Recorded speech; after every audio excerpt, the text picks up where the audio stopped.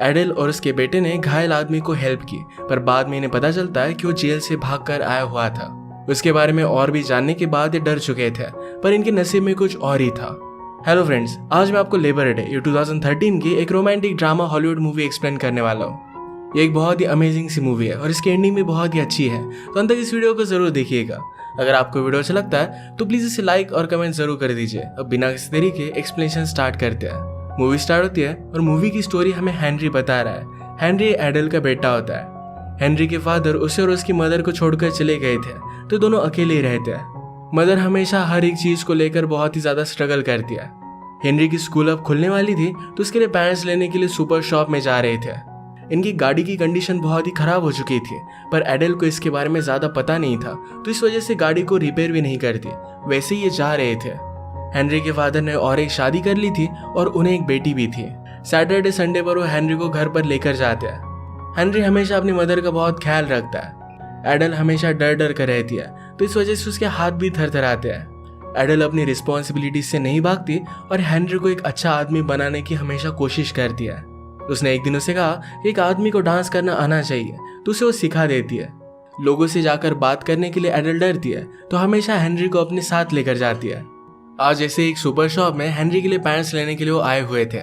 Henry के पास अचानक से फ्रैंक आ गया। फ्रैंक को चोट लगी थी, तो हेनरी से कहता है, क्या तुम मेरी हेल्प कर सकते हो?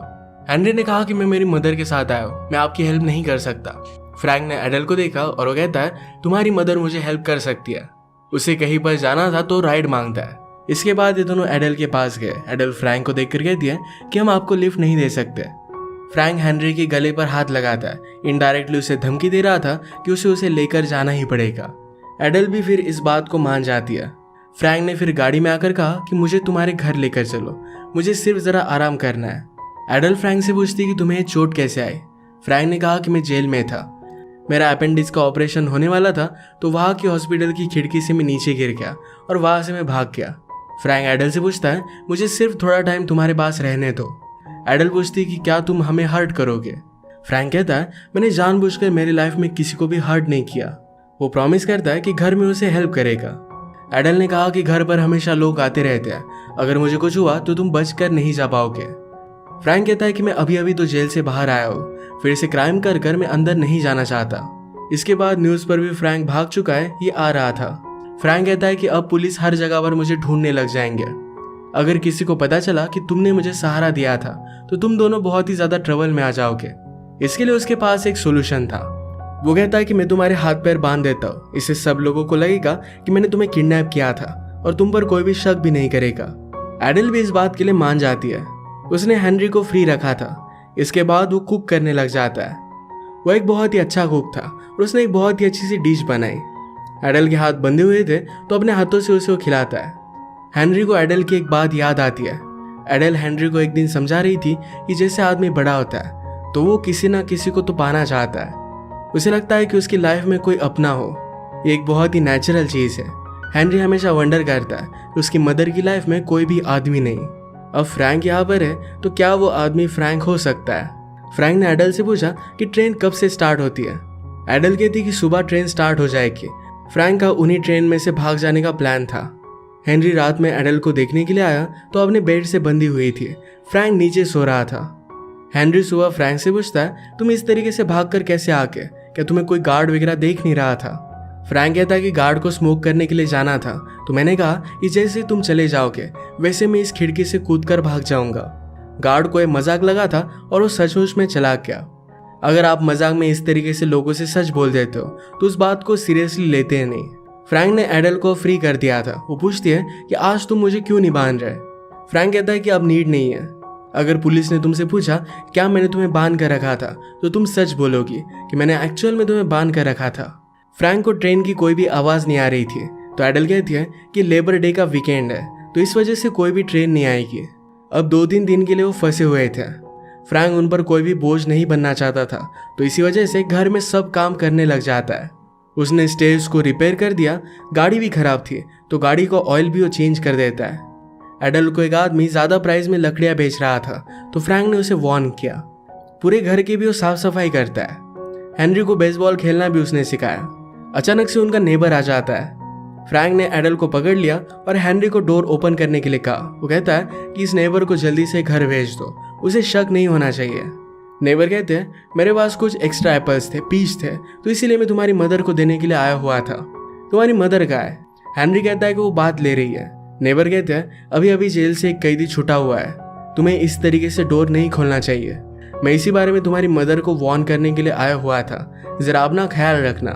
हेनरी उसे यकीन दिलाता है कि इस बात को समझ सकता है। नेबर के जाने के बाद एडल फ्रैंक पर गुस्सा हो गई। वो कहती है मेरे बेटे को इस तरीके से तुम कभी भी यूज मत करना, इस तरीके से किसी से झूठ बोलना, ये बात मैं उसे नहीं सिखा सकती। फ्रैंक भी इस बात का रिस्पेक्ट करता है।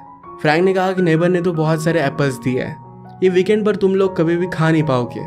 उसे एक आइडिया आया और इस एप्पल का वो पाई बनाता है। ये पाई बनाते वक्त वो हेनरी और एडल को ये रेसिपी सिखा रहा था। एक फैमिली की तरह सारे मिलकर ये पाई बनाते हैं। फाइनल लेयर लगाते वक्त एडल के हाथ थरथरा रहे थे, तो फ्रैंक उसे कॉन्फिडेंस देता है। ये दोनों एक दूसरे के करीब आने लग गए थे। ये बात हेनरी ने नोटिस की। रात में यहाँ से एक पुलिस गुजरा, वो फ्रैंक को ही ढूंढ रहा था। फ्रैंक एडल से कहता है ये पुलिस अभी अभी यहाँ से गुजरे, इसका मतलब है 5-6 घंटे वो मुझे यहाँ पर नहीं ढूंढेंगे। उसे भागने के लिए बहुत ही अच्छा चांस था। एडल कहती कि अब मत जाओ, सुबह चले जाना। एडल नहीं चाहती थी कि फ्रैंक अब यहाँ से चला जाए। उसे कहती कि 1-2 दिन में चले जाना, तब तक तुम्हारी वुंड भी हील हो जाएगी। हेनरी भी उसे यही रहने के लिए बोल रहा था। अगली सुबह फ्रैंक ने फिर से एडल के घर में बहुत सारे काम किए।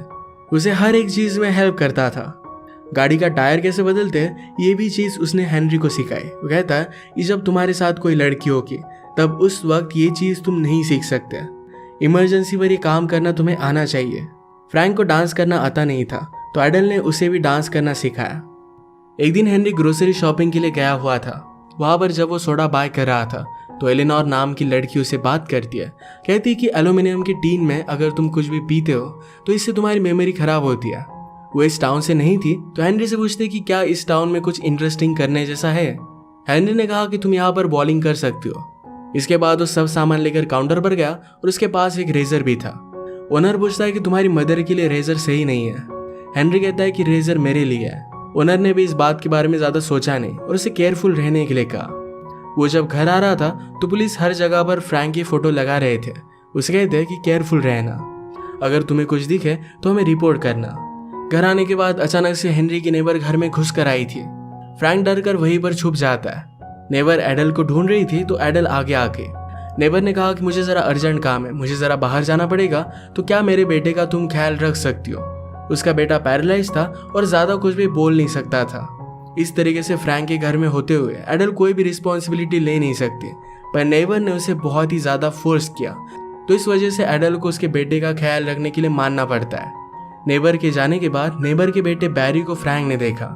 बैरी कुछ भी ज्यादा बोलेगा नहीं, तो इस वजह से फ्रैंक के लिए प्रॉब्लम नहीं है।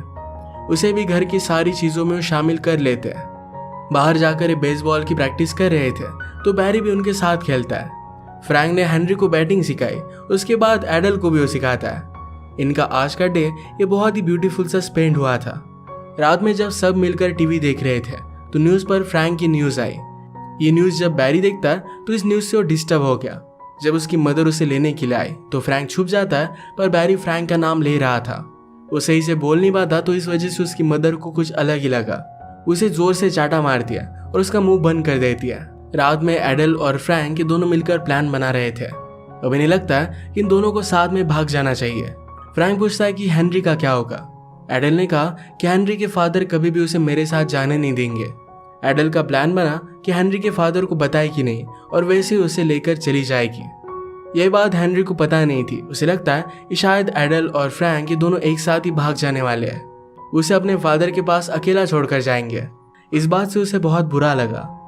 फ्रैंक के ऊपर मर्डर का चार्ज था और इसी वजह से वो जेल में था। वो एडल से कहता है कि मैंने किसी का भी मर्डर नहीं किया, मुझ पर एक्सीडेंटली इल्जाम लगा था। एक्चुअल में फ्रैंक जब बहुत ही यंग था तो एक लड़की उसे पसंद आई थी। उसके साथ उसका अफेयर हुआ और एक दिन उस लड़की ने उससे कहा कि मैं प्रेग्नेंट हूँ। इसी वजह से फ्रैंक ने उसके साथ शादी कर ली थी। बाद में फ्रैंक को पता चला कि उसकी वाइफ का अफेयर चल रहा है। वो एक दिन उसे कन्फ्रंट करता है कि क्या ये बेबी मेरा है। तो उसकी वाइफ कहती है तुम एक बहुत ही बड़े फूल हो, उसका बेटा नहीं था। उसे मार रही थी तो फ्रैंक ने सिर्फ उसे पुश किया और इसी वजह से सर पर चोट लगने की वजह से उसकी वाइफ की डेथ हो गई। फ्रैंक ने ऊपर जाकर देखा तो उसकी वाइफ ने अपने बेटे को बाथ टब में डालकर उसका मर्डर कर दिया था। इस सब की वजह से पुलिस को लगा था कि फ्रैंक ने अपनी फैमिली को मार डाला। ये सिर्फ एक एक्सीडेंट था और इसमें फ्रैंक की कोई भी गलती नहीं थी। एडल कहती कि बात तुम्हें सब लोगों को समझानी चाहिए। फ्रैंक ने कहा कि अब उस इंसिडेंट को बहुत ज्यादा टाइम हो चुका है, कोई भी मुझ पर बिलीव नहीं करेगा। सुबह होने पर एडल हेनरी को कहती है कि हम कनाडा जाने वाले हैं, इसके बारे में और भी हमें इन्फॉर्मेशन चाहिए तो लाइब्रेरी में जाकर कुछ बुक्स लेकर आओ। यही बुक जब हेनरी ले रहा था तो उसे फिर से एलेनोर दिखती है। हेनरी ने उसे पूछा कि तुम यहाँ पर कैसे आई। एलेनोर कहती है कि मेरे फादर और मदर का डिवोर्स हो चुका है। वो पहले अपनी मदर के साथ रहती थी, पर मदर का अब एक बॉयफ्रेंड है, उसके साथ वो शादी करना चाहती थी, तो इसी वजह से एलेनोर को उसके फादर के पास उसने भेज दिया है। हेनरी कहता है कि मेरी मदर का भी अभी अभी एक बॉयफ्रेंड बना है। एलेनोर कहती है कि बॉयफ्रेंड की वजह से आदमी जरा पागल हो जाता है, वो क्या डिसीजन लेते हैं ये उन्हें पता नहीं चलता। एलेनोर ने कहा कि तुम्हें अपनी मदर से जाकर बात करनी चाहिए। हेनरी को ये बात इतनी ज्यादा सही नहीं लगती। अब वीकेंड आ चुका था तो हेनरी के फादर उसे लेकर जाते हैं। फादर कहते हैं तुम्हें स्कूल के स्पोर्ट्स में अब जरा ध्यान देना चाहिए। हेनरी कहता है कि मैं डांस करना चाहता हूँ। फादर ने कहा कि अगर तुम डांस करोगे तुम्हें लोग जरा अलग समझेंगे। ये सब चीजें बताने के लिए घर पर कोई भी आदमी नहीं है, तो इसी वजह से मैं तुम्हें ये सब बता रहा हूँ। हेनरी कहता है कि आपको किसने कहा कि घर पर कोई भी आदमी नहीं है। फादर और भी इसके बारे में जानना चाहते थे तो हेनरी कहता है कि आपको क्या फर्क पड़ता है। फादर ने कहा कि तुम मेरे बेटे हो, तुम कहाँ हो, किसके साथ हो, इससे मुझे बहुत फर्क पड़ता है। घर पर आने के बाद हेनरी जरा अपसेट था। एडल उसे पूछती है कि क्या हुआ है। मुझे तुमसे कुछ बात करनी है। मैंने और फ्रैंक ने डिसाइड किया है कि हम भागकर कनाडा में चले जाएंगे। हेनरी रोने लग गया। वो पूछता है क्या मैं तुम्हें फिर से कभी देख पाऊंगा। एडल कहती है कि तुम ऐसे क्यों बात कर रहे हो, तुम मेरे साथ चलोगे। वो फिर उसे गले लगा लेती है। अब सब मिलकर सामान वगैरह पैक करने लग गए। एक दिन हेनरी एलेनोर से मिलने के लिए आया। एलेनोर हेनरी को फ्रैंक के बारे में पूछती है तो हेनरी ने कहा कि वो अच्छा है, हम सब मिलकर कनाडा जा रहे हैं। एलेनोर बहुत ही स्मार्ट थी। वो कहती है कि अब स्कूल स्टार्ट होने वाली है और तुम सब लोग भाग रहे हो। क्या प्रिजन से जो कैदी भागा हुआ था, क्या वही तुम्हारी मदर का बॉयफ्रेंड है। हेनरी हाँ कहता है। एलेनोर ने हेनरी से कहा ये तो बोनी एंड क्लाइड की तरह हो गया, वो दोनों भी चोर थे और ऐसे ही भाग रहे थे, पर पुलिस ने उन्हें मार डाला था। एलेनोर अकेली थी तो हेनरी भी उसे छोड़कर ना जाए, इसी वजह से उसे डराने की वो कोशिश कर रही थी। फ्रैंक को अपनी चोट से ज्यादा तकलीफ होने लग गई थी। एडल कहती कि मैं फार्मेसी से जाकर कुछ मेडिसिन लेकर आती हूँ। फ्रैंक इसके लिए मना कर रहा था, पर फिर भी एडल को इसकी जरूरत लगती है। वो जाकर गाड़ी में बैठी पर इसे स्टार्ट ही नहीं कर पाती। एक चीज थी जो उसे खाए जा रही थी। फ्रैंक ने आकर उसे पूछा क्या तुम मेरे साथ नहीं आना चाहती। एडल कहती कि ऐसा कुछ भी नहीं है। जब मैंने हेनरी की डिलीवरी की उसके बाद और एक बच्चा होने के लिए हमने ट्राई किया था। मैं प्रेग्नेंट हुई और मुझे मिसकैरेज हो गया था। इसके बाद उसने बहुत बार ट्राई किया था पर हर बार मिसकैरेज हो जाता। एडल इस बात की वजह से बहुत ही ज्यादा टूट गई थी। एक बार जब वो प्रेग्नेंट रही तो उसे बेटी हुई थी, पर डिलीवरी के वक्त ही उसकी बेटी की डेथ हो गई थी। इस सब की वजह से हमेशा वो सैड रहने लग गई थी। इसी वजह से उसका हस्बैंड उसे छोड़कर चला गया था। उसने फ्रैंक से कहा कि मैं तुम्हें कोई भी फैमिली दे नहीं सकती। फ्रैंक ने कहा कि ऑलरेडी तुमने मुझे फैमिली दे दी है, वो हेनरी को ही अपना बेटा मानेगा। एडल को ये बात अच्छी लगी। इसके बाद ये सब मिलकर घर की साफ सफाई करते हैं और अगले दिन जाने वाले थे। सुबह जल्दी उठकर चुपके से अपने फादर के घर के लेटर बॉक्स में वो रख कर आता है। जब वो घर पर वापस आ रहा था तो एक पुलिस ऑफिसर ने उसे नोटिस किया। वो कहते हैं कि तुम यहाँ पर कर क्या रहे हो, चलो मैं तुम्हें घर पर लिफ्ट दे देता हूँ। हेनरी तो पहले इसके लिए मना करता है, पर पुलिस ऑफिसर मानते नहीं। उन्होंने पूछा कितनी सुबह तुम कर क्या रहे थे। हेनरी कहता है कि मैं मेरे फादर के घर पर कुछ छोड़ कर गया था, तो इसी वजह से लेने के लिए आया था। पुलिस ऑफिसर ने देखा कि एडल गाड़ी में सब कुछ सामान भर रही थी। ये उसे जरा सस्पिशियस लगा। आकर वो एडल से बात करता है। वो कहता है कि क्या आप कहीं पर जा रही हो। एडल ने कहा कि कुछ दिनों के लिए हम जरा ट्रिप पर जा रहे हैं। आज सब बच्चों की स्कूल स्टार्ट हो रही थी, तो ये और भी ज्यादा सस्पिशियस था। पुलिस ऑफिसर कहते हैं कि मैं आपकी जरा मदद कर देता हूँ। कुछ बॉक्सेस रखने में उसने एडल को हेल्प की। उसे ज्यादा कुछ भी सस्पिशियस लगा नहीं। जाते वक्त वो एडल का हैंडशेक ले रहा था, पर एडल का हाथ थरथरा रहे थे, तो हेनरी उसका हैंडशेक करता है। ऊपर से फ्रैंक छुप कर ये सब कुछ चीजें देख रहा था। पुलिस ऑफिसर के जाने के बाद फ्रैंक कहता है अब हमें जल्द से जल्द यहाँ से चले जाना चाहिए। एडल और हेनरी फिर ये दोनों बैंक में आए। बैंक से सारे पैसे विड्रॉल कर रहे थे। ये बात जरा वहाँ की एम्प्लॉय को सस्पिशियस लगे, तो अपने मैनेजर के पास गए। मैनेजर एडल से कहता है कि अगर आप इतनी ज्यादा अमाउंट विड्रॉल कर रहे हो तो जनरली लोग चेक में लेते हैं। एडल कहती कि आजकल मैं ज्यादा घर से बाहर निकलती नहीं, तो इसी वजह से सब पैसे निकाल रही थी। फिर भी उसे सस्पिशियस लग रहा था। तो हेनरी हंसते हंसते कहता है कि हम दोनों बॉनी एंड क्लाइड की तरह इस कंट्री से इलीगली अलग कंट्री में जाकर रहने वाले हैं, इसी वजह से सारा अकाउंट खाली कर रहे हैं। मैनेजर ने इस पर हंस दिया और सारे पैसे उसे दे देता है। ये बात हेनरी ने फ्रैंक से ही सीखी थी कि अगर आप इस तरीके से सच बोलोगे तो लोग आपको सीरियसली लेंगे नहीं। इसी के पैरेलल में फ्रैंक जब घर पर था तो अचानक से एडल की नेबर घर में घुस कर आती है। उसने फ्रैंक को देख लिया। वो एडल के बारे में पूछती है तो फ्रैंक कहता है कि जरा बाहर गई है, मैं घर की फिक्सिंग करने का काम कर रहा हूँ। नेबर को शक चला गया और वहां से वो चली जाती है। एडल के वापस आने से पहले फ्रैंक को घर पर कॉल भी आया था। यह हेनरी के फादर का था और वो वरीड थे। एडल जब घर पर आई तो फ्रैंक कहता है कि हमें जल्दी से यहाँ से निकल जाना चाहिए, लोगों को शक होने लग गया है। अचानक से पुलिस के सायरन की आवाज आने लग गई। ये रियलाइज करता है कि अब वो भाग नहीं सकते। फ्रैंक ने फिर रस्सी लेकर एडल और हेनरी दोनों को बांध दिया। फ्रैंक हेनरी से कहता है कि तुम एक बहुत ही अच्छे लड़के हो। अगर किसी लड़की ने तुम्हें बैड फील कराया तो लड़की तुम्हारा टाइम डिजर्व नहीं करती। फ्रैंक एडल से कहता है कि मैंने तुम्हारे साथ जो टाइम स्पेंड किया इसके लिए मैं फिर से 18 साल जेल में जा सकता हूँ। इसके बाद फ्रैंक ने सरेंडर कर दिया। उसने एडल और हेनरी के हाथ बांधे थे, यानी सबको लगे कि एडल उसमें इन्वॉल्व नहीं थी, उसे कोई भी प्रॉब्लम ना आए। फ्रैंक को अरेस्ट होकर फिर से सजा हो गई। एडल ने प्रोस्टिक्यूटर से बात कर फ्रैंक को जेल से बाहर निकालने की कोशिश की, पर प्रोस्टिक्यूटर एडल से कहता है कि अगर तुमने सब कुछ सच सच बता दिया तो शायद तुम्हें प्रॉब्लम आ सकता है, तुम्हारी हेनरी की कस्टडी भी जा सकती है।